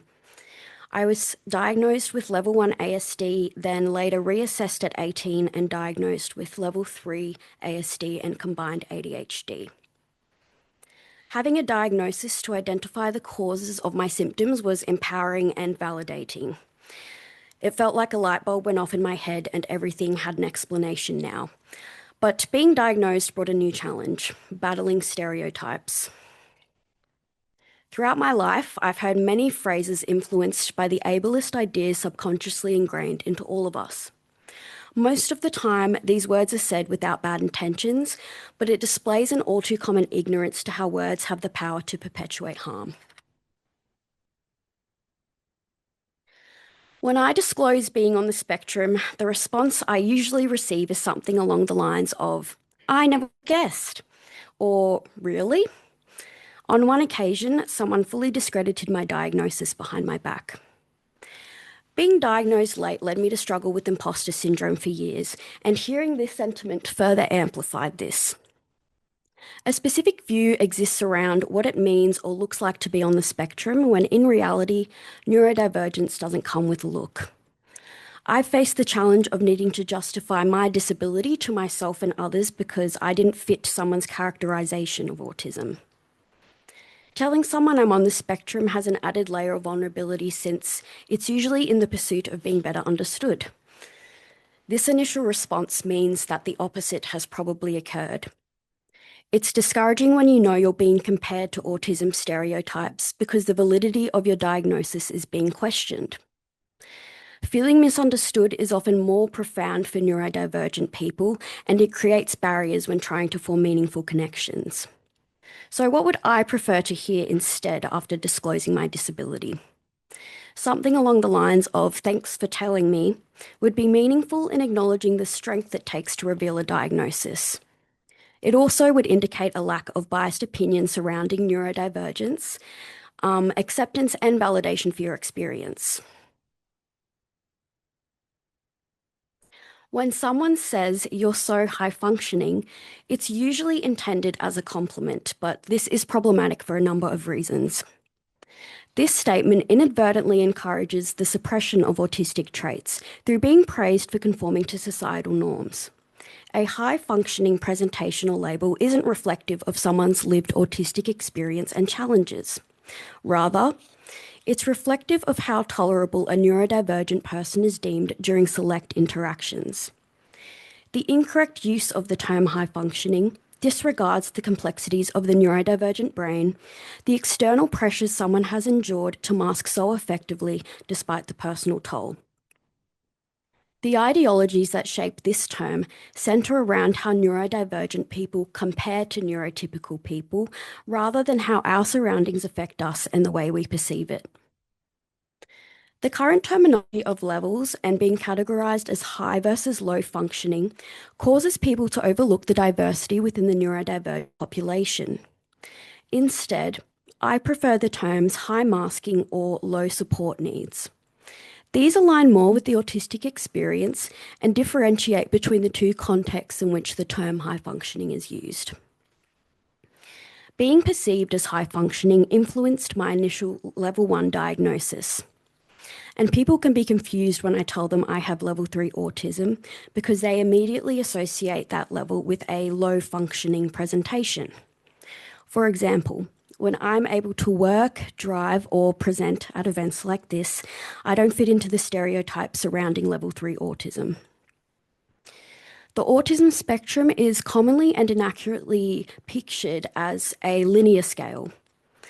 This perception, influenced by the current labels, creates the idea that every autistic person is the same and some are just more autistic than others. For me, I find autism is represented more accurately by a multidimensional wheel of traits, each with varying support needs, also including strengths. I wish this visualization of autism was widely adopted because it would work towards recognizing that no neurodivergent brain is alike, the same as neurotypical brains. The misconceptions surrounding autism prolonged my search for answers. Doctors pulled my mum aside and told her she's helpless and she just has BPD, which is a disorder that many neurodivergent women specifically are misdiagnosed with. I tried many medications, saw numerous professionals, and tried multiple therapy approaches. All along, the answer was right there, but for 17 years, we encountered no one with the insight to identify it. At this point in my journey, working with a support person like I do now would have been endlessly beneficial in advocating for my needs and sharing the mental load that medical appointments had and continue to have on me. I also want to emphasise that people in the healthcare industry are there to cater to you, not the other way around. Most of the time, this means shopping around until you find your perfect fit. It took me seeing more than a dozen different professionals until I was diagnosed. All of this being said, it is not to discredit the profound positive impact that receiving a diagnosis had on my life. Living in a capitalistic society that reveres intelligence means that a lot of the time your value is defined by your level of contribution to it. This pushed me and my teachers to prioritise reaching my academic potential over my well-being. When I wanted to leave high school, teachers would say, "But you're so smart, it would be a waste." My entire high school career, I was undiagnosed, so I lacked an explanation to my struggles. I always felt that I didn't belong.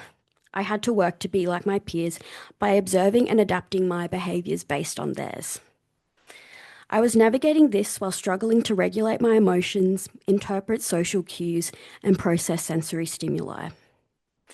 Many times I was pushed to the point of autistic meltdown, fleeing my environment to be alone or completely dissociating. This was sometimes triggered by or made worse by members of staff. Many times, teachers treated me based on pre-established judgments rather than openness and empathy. Schools focus on what a student needs to fix to fit the mould, rather than adapting their environment to accommodate individual needs. This formed my distrust and fueled disdain for a system that breeds intolerance for anything less than what's expected. After having accommodations and partial attendance put in place, I was still having to advocate for myself. The repetitive lack of understanding I was offered made me frustrated, hopeless, and self-critical. I wish more teachers considered that a student might be under circumstances they're not aware of before acting based on preconceived assumptions.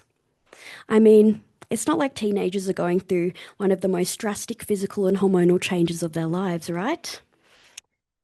Trying to fit into a system that caters to a small demographic led me to have multiple hospital visits and doctor-ordered leave. My hardships went unacknowledged when staff appealed to both my mum and I for me to stay in school. With the current academic culture, it seems a greater effort goes towards pushing people to endure a broken system rather than changing it.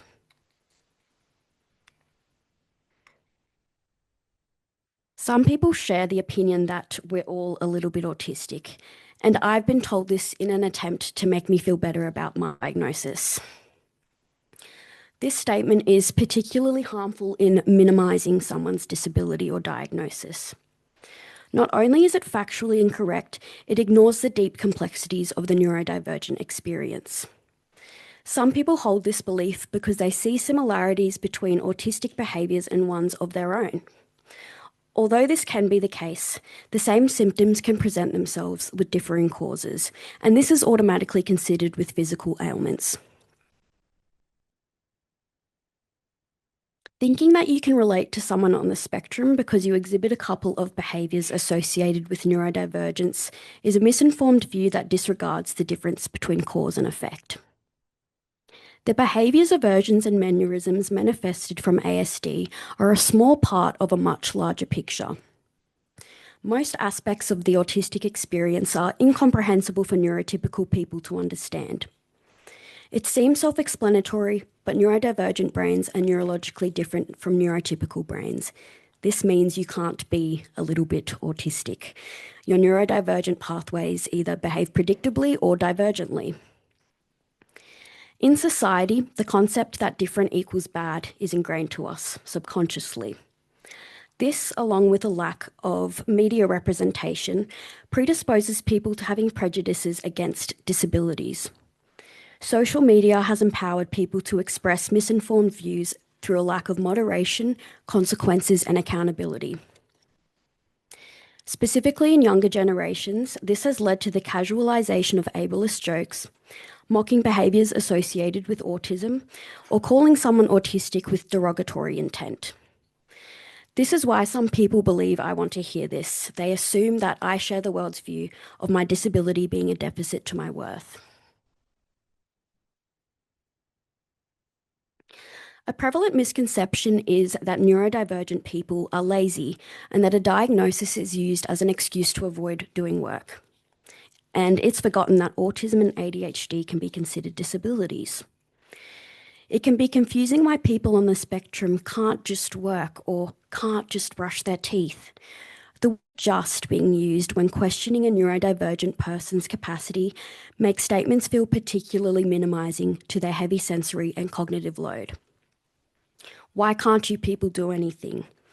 Is a statement aimed at those on the spectrum I've seen frequently and had directed at me online.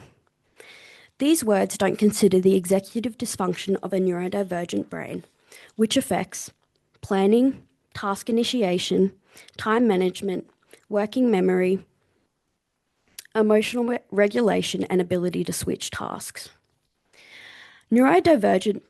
Neurotypical brains perform most everyday tasks on autopilot, whereas neurodivergent brains perform the same actions through a manual process. For me, tasks are consciously broken up and dissected to form a method. For example, showering or brushing my teeth involves many hidden steps and decisions which can be very demanding. At times when my capacity was at its lowest, I struggled with things like basic self-care. I was self-aware of my lack of productivity, which manifested into feeling like a burden, low self-worth, intense guilt, and shame. Having my challenges invalidated through this expressed opinion amplified those feelings greatly and led to the pressure of pushing myself into autistic burnout. During full-time employment, my nervous system was under extreme strain from juggling co-worker dynamics, customer interactions, including inappropriate advances, physical boundaries being crossed, heavy responsibilities, and a fast-paced environment with inadequate staff. After working in customer service for 3 years, it became clear to me that I lacked the assertiveness to set boundaries because of my people-pleasing nature. Being a perfectionist, I also prioritized being a model employee over my needs. Work consumed my life, and in my free time, I was an exhausted, empty shell. I would come home and sleep with no motivation, even for simple hobbies I previously enjoyed, like reading or video games. Certain skills started regressing. I was unable to leave my house alone. Everyday tasks felt more strenuous. Answering basic questions and making simple decisions felt like demands, and it felt like my autism was somehow getting worse. Before I knew what autistic burnout was, I thought I was depressed, which has a totally different treatment approach. With the assistance of my amazing support system, it took me months of scaling back to zero for me to fully recover my capacity. Rest is essential to recuperate from autistic burnout, and hearing beliefs like this are detrimental to the process.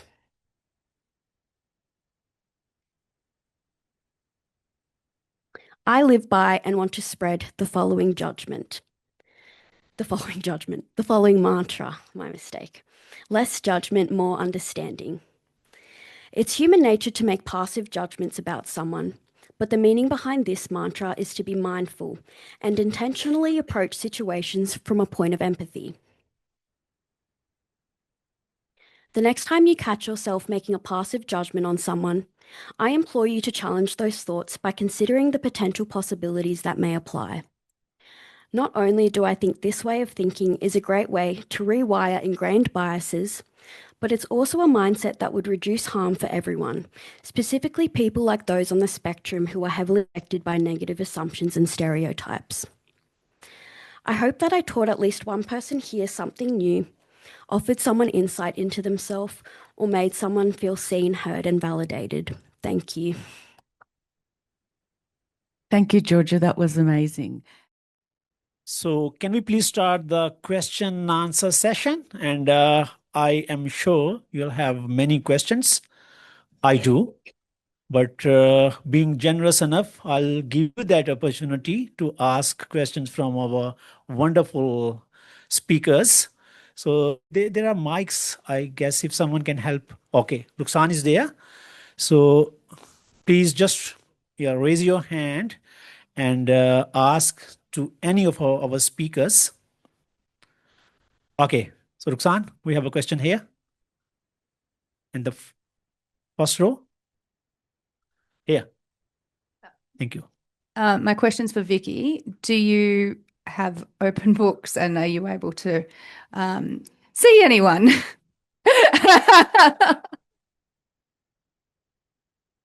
Okay, I'm only going to speak to you. No one here can hear what I'm going to say. I've had to take a break from clinic because of my job at the university, which is very exciting, but I've missed the children. So I'm thinking in a month's time, I'll open up just a half session once a week. Could you tell me? That's great. Okay, more questions? Yep, one down there. Yeah, please feel free to tell your name before asking the question, if you want to. Hello, I'm Gemma. Diagnosis and misdiagnosis is my question, which that's a statement, not a question.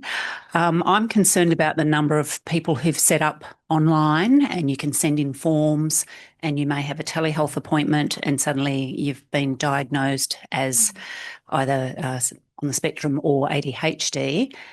How do we eliminate poor diagnoses and how do we get an accurate diagnosis?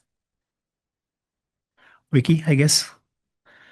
Yeah, you are the expert of diagnosis and treatment, I guess. Okay, this is a really complex issue. The diagnostic process, although it has components that are recommended, such as including standardized testing, looking at behavioral measures. Most of you will have heard the ADOS-2. Getting a detailed developmental history, even from an adult. We have these recommendations, but the way in which they're implemented depends on the person's training and discipline, and also on their understanding of what a diagnostic process is. And so once we start abbreviating the process, such as sending people forms, asking them to do things online, and it's mostly let's say narrative reporting, we reduce our accuracy. And so for those of you who are psychologists and psychiatrists, so mostly psychologists, because one of the things that we're trained to do is to do a detailed assessment, you need to go back to basic principles. And we have a number of triangulation methods. One of them is that we would use various assessment techniques and tests in order to investigate the same question. The other thing that we would be doing is that we would be gathering information from various respondents, and even with a child, be including the child in the process. But the big thing is that we have to see the person enough to develop rapport, empathy, to assist them to feel safe in our presence and to trust us. And if we don't have those things, I don't believe we can work towards an accurate diagnosis. So what do? We look at our own assessment procedures and possibly advocate for appropriate assessment. So we're in a region here where people wait for assessments for a very, very long time.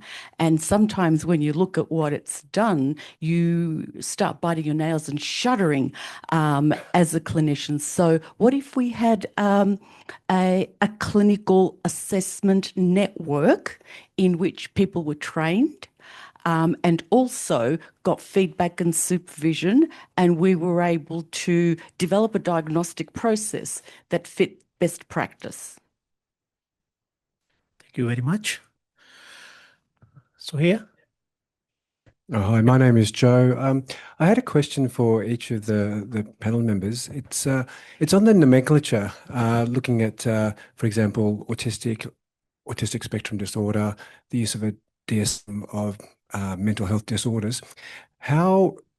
what are the panelist members' perspectives on the terminology, and what could or should be the way forward to make things better? Thanks, Joe. There's a lot of research on this in the last few years and a bit of a shift in the kinds of language that people use. Autistic people vary in the kind of preferences that they have for what sort of terms they like, whether that be I'm an autistic person or I'm a person with autism. We refer to those as identity first or person first language. Autistic people vary in the kinds of language use they prefer there. So there's no clear-cut solution. A person on the spectrum, autistic, there's a lot of variation there in different terms that people like or don't like. So unfortunately, there's no real blanket solution that suits every single individual. And it is an evolving space as well. This has been a dramatic shift. We've studied autism for decades at this point. But the considerations around language have to tie in with stigma, which I spoke about, trying to address some of that stigma and reduce that stigma by being a bit more understanding of the preferences that different people have. And so there's no real consensus about what sort of language we should use or should not use, just because everyone has different preferences. So anything you want to add to that, Vicki? I'm thinking on my feet. Look, when I talk to young people about autism what do they say? Have you got the tism? Is that what they like, this put down behavior? When I was watching everyone speak tonight, I'm like, oh, we could go into schools and we could talk about, and I could have Georgia up there talking about her experiences, and we've got plans. But talk about what is okay and what isn't okay, and why it's important that we're all just beautiful people living in a world where if we're kind to one another, we will actually enjoy our life and celebrate the diversity that exists in every room and in every space. So yes, I do have ASD, or I am an autistic person. However, that makes me super incredible. See my ability, not my disability, and celebrate that and get our young people talking like that. Use the language. Yeah, I think that I touched on that a bit in my presentation, because I think that we're kind of taught that any differences, if you're kind of out of line of what's expected, I think that the labels are interesting because I think humans just have a need to put things in order, categorize them, have a scale. How do I define this so it makes sense for me? But I think the labels are constantly changing. There's always new research coming out that contradicts things. I think that labels are useful so that you have a language to identify and explain yourself, or a way to represent, just convey this is me. But it's just so difficult because it's so subjective, person to person. The two people in one same level could present and act totally differently. So we had a coffee with Vicki the other day. She was talking about some exciting things they were looking into of different terminology that I think I would find more aligned with me personally. But yeah, I don't think, like Wayne was saying, there's not a straightforward answer there. Yeah. Thank you. I guess my response has to have a clinical component and a person-focused component. And so the person-focused component is that now I will ask, even if it's a child, how would you like me to refer to you? And that recently blew up in my face because the child said, I'd like you to just use my name. And I stupidly said, and what would you like to call me? And he said, Poopy Pants. And I found that particularly offensive because he didn't say Professor Poopy Pants. Everyone knows I'm Professor Poopy Pants. So that's the strategy I would use. But in relation to diagnosis and writing reports, we're forced to use labels and terminology we don't necessarily agree with. So I have a problem with saying the word disorder. I don't like it, but if I didn't write that in a diagnostic report, I know that I would be placing that person's, let's say we're applying for funding, funding at risk. And so I'm constantly torn, is my answer. But my bottom line is, what would you like me to call you? Small correction, Professor of Neurosciences, -- not biomedical. Okay, Jane, yes, can I? yeah, please go on. Yep. Yeah, for Jane, your idea about the lighthouse when there's a meltdown, because I have seen meltdowns, but when this is my grandson, but when he's in public and it happens, which doesn't happen often, what should the parents do? Just give him a hug?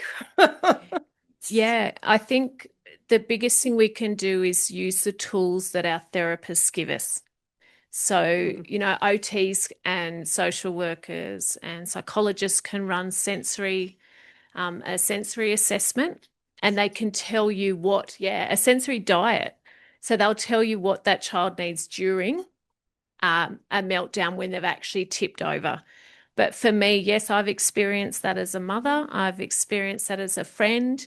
And in the classroom, we experience it regularly. Breathe, stand beside them. And I love to educate. I will say, have you seen a meltdown before? He's shutting down because he's overwhelmed at the moment. If you'd like to sit down on the floor with him, that's fine. Yeah. If not, can I help you with anything else? Yeah. And yeah, I'm learning to advocate, and that's not easy. On some days I'll sit down and cry with him, and that's okay too. This was in the middle of a basketball court. Oh, so that's a bit harder. However, also, has your son, does he still have big meltdowns? At home. Yes. Yes. But not out in public. Very rarely. Very rarely. Okay. Very rarely, because it's about finding, and I think you guys, maybe you're better to answer this. Do you still have meltdowns that, you know, is that too hard of a question to ask? Mask all that. I conceal all that. Mask and conceal, and Yeah, it kind of, you feel like the panic and everything in you, but when you're like aware of how that will be perceived when you're not like a toddler or a child anymore, that it kind of just turns into like just freeze. But I'm shut down inside. I'm not there anymore. yeah. So disassociation, shut down, shut the door. Thank you. Okay, Roxanne? Yep, please go on. Thank you so much. I'm Sarah. And Dr. Arnold, I thought your research looks fantastic and so good, in fact, that Google thinks you're being spammed, so it wouldn't let me follow you on Google Scholar. Oh, that's unfortunate. But which kind of good problem to have. Yeah, I know. That's why I thought I'd tell you. But that kind of connects into the question that I have, which is a really kind of simple and sort of trivial question, I think. I was thinking, Vicki, about what you said about the birthday card at the very beginning. And when I'm a teacher, and when I'm marking, it's just, you know, in the way that I mark things, that I'll often write things like, you know, brilliant, or you rock, or you know, terms along those lines. And then I was thinking, is that regarded as kind of dishonest and inaccurate? Because my default position is to kind of go, I guess, to articulate like a primary school sticker. My parents were primary school teachers. I can't help it, right? Like, so is that kind of compliment process actually counterproductive? That's a question for the behavioral therapist, isn't it? Well, for anyone, I'll take all advice, please. I think that praise and encouragement is actually very important, specifically for neurodivergent people. Because a lot of the time people on the spectrum kind of have like rejection sensitivities. If we're receiving criticism, we really internalize that and we're super sensitive to that. I think mainly the thing about Vicky's birthday card slide is as long as the compliments or the praise are clear and there's nothing up to interpretation where, oh, how do I read into that? Oh, if it's clear, if it's just like, brilliant, you rock, I think that's great at empowering someone, building that pride within someone. And when it's clear, simple things where, it's objective, I think that's fine for a neurodivergent person, at least personally. Yeah, made me think 5 love languages, Gary Chapman. Do that with your young people or anyone really on the spectrum. I've realised my husband and I have been working so hard, giving him the verbal feedback. Oh, well done. You're so clever. You're so smart. We did the test. He actually despised being told that. Words of affirmation now for my son are beautiful. He said, Mum, I love when you tell me that you're proud of how hard I'm doing at the moment, how hard I'm working. But when he was 5, absolutely not. And he says, why they even bother writing in my book is beyond me. So I would say to the child, what would you prefer? A high five, a sticker, and do the 5 love languages, work out what it is that that young person needs, because I think that's all about connection. And when we connect, we do great things. I'm at a slight disadvantage because I can only do written or in some cases oral feedback because most of my students are online. Otherwise, believe me, I have offered asterisk stickers and you'd be surprised how many adults would like an asterisk sticker. But Okay, Hussain, can you please go to the last row? Okay. Sarah, I wanted to say, because we also do all of our teaching online, I would be looking at specific components that come from your learning objectives that the person's trying to meet and highlighting those. Yes, please go on. Oh, thank you. My name's Kate. I work as a wellbeing nurse employed by Health Working Department of Education, and I work with really vulnerable families. And I guess I wanted to express, it's not really a question unless someone has an answer for me, is the families that I work with can't afford to get assessments and can't afford any support services or therapeutic services unless they're connected with the NDIS. So it's a frustration of mine. So there's a whole cohort of the population out there that are not getting the supports that they need. So does anyone know a pathway that I can refer families to get diagnoses that don't cost thousands of dollars, because the families that I work with actually can't afford it? Could this be an opportunity for the New England and the Royal Society to start something from the roots, and try and do something together and say, well, we want this. Can we get people to fund for assessments for these young people? Because we know if they can't get the assessments, they can't access education at all. They can't access anything before those basic needs are met. Can we have one last question? So, okay, because I have one question, but I can sacrifice for you guys. So okay, Hussain, this gentleman here in the middle. Oh, there. Okay, please go on. And could you please ask a short one? My question is probably along a similar line. Oh, I'm Kate, by the way.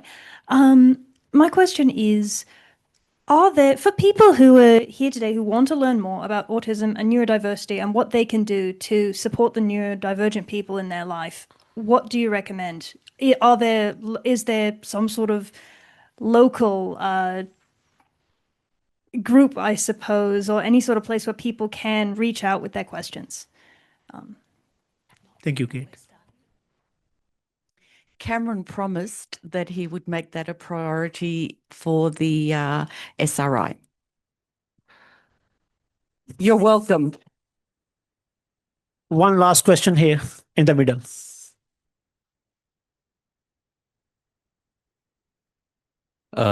Thank you for the wonderful presentation. My name is Karma, and I'm from Bhutan. And currently, I'm a HDR student researching on mother's lived experience of raising a child with autism spectrum in an early childhood period in Bhutan. So I'm just going to, I have two questions. One is, as I was interviewing my participants, I found out that a few of my participants, before their child was diagnosed, had a very high fever, admitted, got sick. And until that point, the mothers recalled that the child was developing normally. And then after the sickness, then they started regressing. But and then after that, they started the diagnosis process, and then they were given the diagnosis of autism spectrum. Is this a common feature? Is that really an autism spectrum or a developmental degeneration? I'm going to give you the psychological response rather than the medical response. And so what I'm going to tell you is limited. We've always known from the very beginning, even from the mid-1940s, that we could classify autism in relation to regressive autism and also neurological autism. So regressive autism related to a group of children who appeared to have average intelligence and normal development, who after maybe 12 months, 24 months, experienced quite a substantial deterioration in skills. So that's always been in the literature, and the reasons for that are not confirmed. And I'm not surprised that you're talking to parents who said, who have told you, my child actually went through a period of normal development beforehand. Yeah, after 2 years, then that's when they started noticing they had a severe illness, and then they started degenerating, regressing, and then they lost the speech, and then all the signs of autism appeared. Yeah. Thank you. And Thank you. the second one is regarding the masking. It's not really to do with the autistic people with autism masking, but could that masking be also related to the parents or the parents' denial of the autism?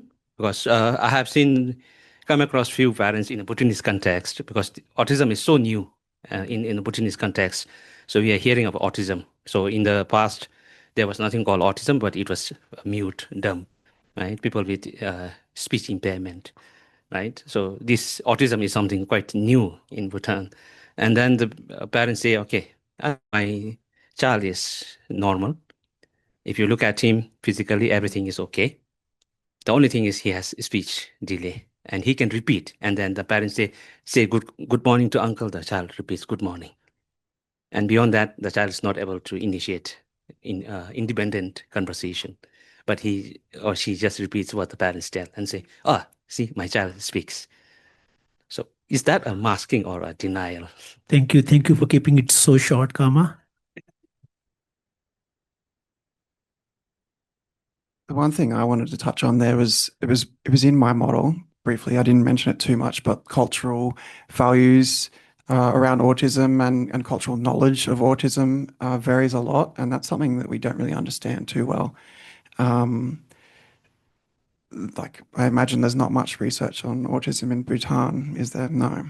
And so even just the way that autism expresses itself in different cultures varies. So for example, there's research on Japanese autistic people, and there in Japan, eye contact can be seen as quite rude sometimes. And so it's part of the diagnostic criteria in the diagnostic and statistical manual that eye contact, atypical eye contact is part of autism, the diagnostic criteria. But what does that mean in Japan compared to Western culture? It's something different. And so we don't really understand exactly how autism expresses itself in different cultures in that regard. The signs that we look for might differ. And so the ways that those signs are concealed and hidden may also differ. Do you have anything to add to that, Vicki? Probably I would say that for a subgroup of children who have excellent rote memory and a very good capacity to be able to collect facts and repeat them, especially if they repeat them appropriately, they can give the illusion that their social skills are more developed than what they actually are. And so parents would be looking at that aspect and saying, my child is okay because he or she can do all of those things. So it's an aspect of the repetitive and restricted behaviour of people with autism, but also an amazing skill, memory. Thank you. Thank you very much for your time, and thank you very much for the wonderful speakers. We learned a lot, believe you me. Thanks, everybody. And I mean, what an amazing night. I mean, I'm sending little text messages to my wife the whole night saying, you know, we've got a 30-year-old, and think, oh my gosh, things we might have missed. But does anyone learn anything tonight? Right. Now put your hands down. Does anyone think they know everything they need to know about this? Really? So, Vicki, we haven't finished. Your job's not done. So the reason why that's important is that, and I truly believe that UNE's strategy of how do we help the community, our individuals and neighbours thrive by unlocking value from knowledge. And there was just in reality, when you know how much there is to know, we just unlocked just a tiny little bit tonight. And what it did is, in some senses, might have scared us or excited us about how much more there is to know. But I think that's part of our job. And Vicki was, I hope, just a little bit jesting. But ultimately, what I think our strategy is, the university strategy and SRI strategy, is how do we actually help community thrive? And we need to find different ways. And the university is trying to find a new business model. And part of that is things like this, but it's actually got to be more than this. You know, we're an education institution, so our job is to educate people about knowledge. And so part of this is a starting point. And so you've given us your name. If you haven't, put your name down on the back there. If you filled out your form, please, if you haven't filled it out, what can we do to actually help? And somehow we're in a great town here of 25,000 people in a region with 200,000 people. We should be able to do something that actually makes life a bit better for people. So make sure we've got your details. Make sure you write down any ideas, and we would love to somehow find a way to work out how do we unlock value to actually help everyone here live a better and more fuller life. So thanks to the speakers. Thanks for everyone. It's been a great night, and good night and God bless.